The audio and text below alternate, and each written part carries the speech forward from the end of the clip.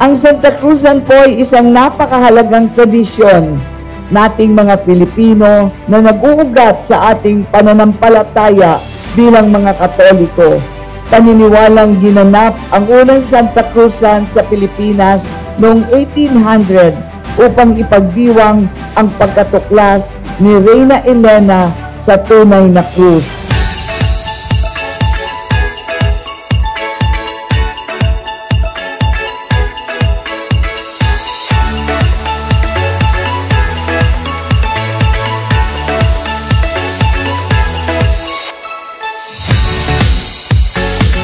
Ang Santa Cruzan ay isang bahagi ng Flores de Mayo Festival na ginaganap bilang pagpapahayag ng ating debosyon at pagmamahal sa ating Inang Maria.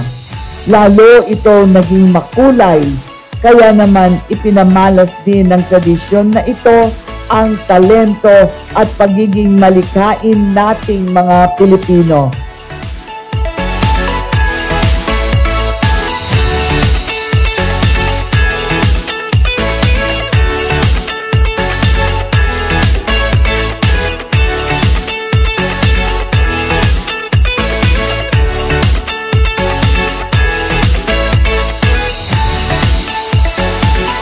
Maraming salamat po sa inyong pagdalo sa ating first ever Pamanosbong, Tarlac City, Grand Santa Cruzan.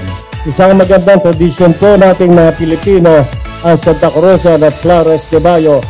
Ginaganap po ito bilang pagbibigay halaga at pagkakakilala sa ating makulay na kultura at gayon din sa ating paniniwala bilang mga Kristiyano.